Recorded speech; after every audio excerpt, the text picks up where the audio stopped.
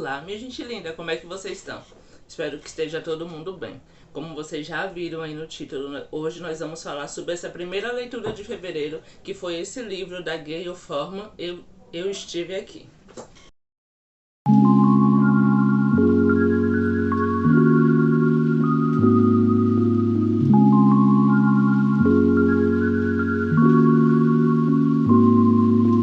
Primeiro, antes de começar o vídeo, eu gostaria de pedir que vocês deixem um like no vídeo se vocês já gostam desse tipo de conteúdo, um conteúdo mais literário, que vocês deixem um comentário também com algumas sugestões de livros que eu possa ler e trazer aqui uma resenha para vocês, e que vocês se inscrevam no canal se vocês ainda não forem inscritos. E agora lá, vamos para o vídeo. Eu li esse livro, eu comecei a ler no dia 2, hoje é dia 5 de fevereiro, eu já acabei ele, foi uma leitura muito rápida, porque ele é muito fluido, ele é um livro que vai, sabe, te pegando, você não consegue parar de ler. Foi muito maravilhoso essa leitura, eu tinha altas expectativas, eu falei, acho que no Instagram isso, porque ele tem um elogio do Stephen, que foi o autor de As Vantagens de Ser Invisível, que é um dos meus livros atuais preferidos. Eu gosto demais desse livro, e como ele teceu um elogio muito bom, eu vou ler pra vocês o que ele falou, tá aqui na capa final do livro. Ele falou assim, ó: Eu Estive Aqui é a mais perfeita mescla de mistério, tragédia e romance. Gayle Forman dá ao leitor um retrato sincero da coragem necessária para continuar vivendo após uma perda devastadora. E assim, o plot desse livro é bem isso mesmo, né? Tem a Meg, que ela acaba cometendo suicídio durante o primeiro ano dela na faculdade, e a família, a melhor amiga, Cody, ficam muito desolados com isso. Essa notícia do suicídio dela acabou pegando muito forte. Eles acabaram ficando muito tristes, muito inconformados, sem saber por que aquilo tinha acontecido. E imagine, né, uma pessoa muito próxima de você, sua filha, sua amiga, sua melhor amiga, né, fazer isso com a própria vida, deve sim ser muito triste, muito devastador, e acaba te pegando de uma maneira muito intensa.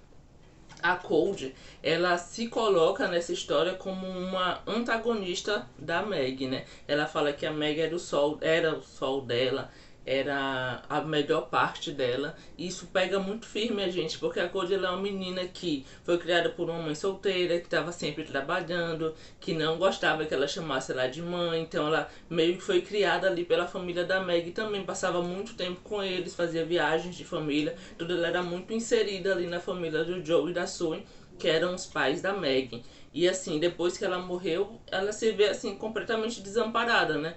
Quando elas passaram no colegial, que elas foram para a faculdade, a Meg, ela passou com bolsa integral em uma determinada faculdade, e a Cody, ela não conseguiu. Então ela acabou ficando ali na cidade, arranjou emprego de fazer faxina, e isso meio que também foi apagando a luz dela, sabe? Ela não ter conseguido se mudar para morar junto com a amiga, como era o plano que as duas tinham.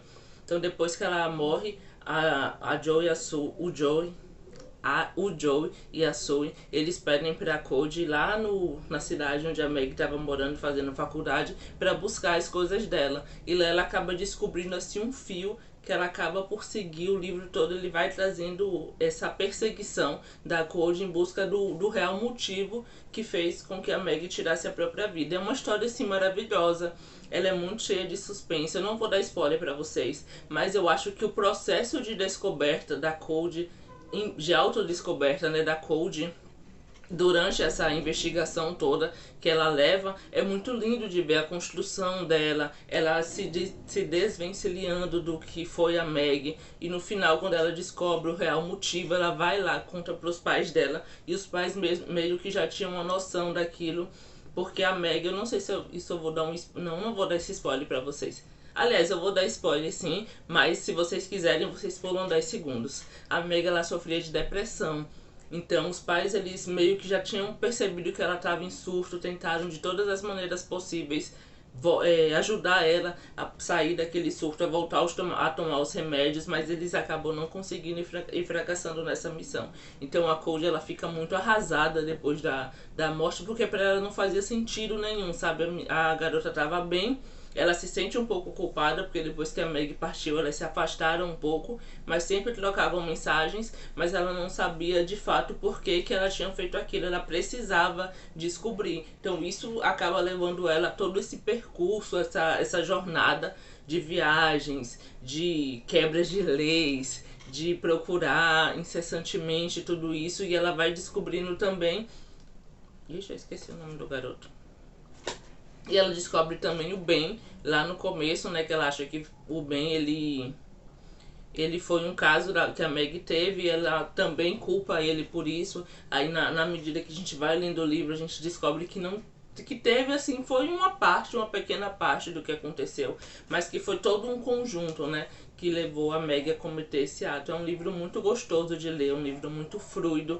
Eu dou 9,5 para esse livro, porque ele realmente é muito bom, ele é mesmo tudo que promete, o plot é simplesmente fenomenal. Eu acredito muito que vai tocar o coração de vocês também, mas por tratar de um assunto tão pesado como o suicídio, eu acho que não é um livro para todo mundo. Acho que você tem que ler com mais de 14 se você tiver uma saúde mental muito boa, porque meio que o livro ele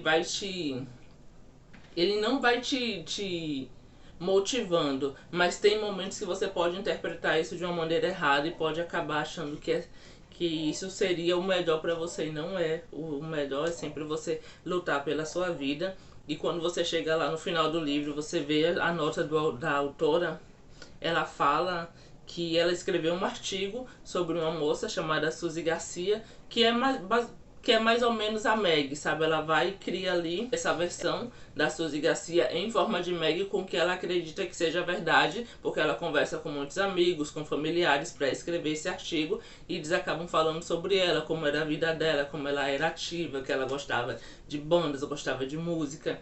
É a Meg, sabe? Mas é da maneira original. É uma leitura muito fluida. Facilmente você vai conseguir ler em um dia ou dois. Então, leiam, só leiam. É o livro mais antigo, não me lembro da época. Mas eu também quero fazer um adendo para vocês. Se vocês conseguirem encontrar de uma outra editora que não seja Arqueiro, eu recomendo, porque as edições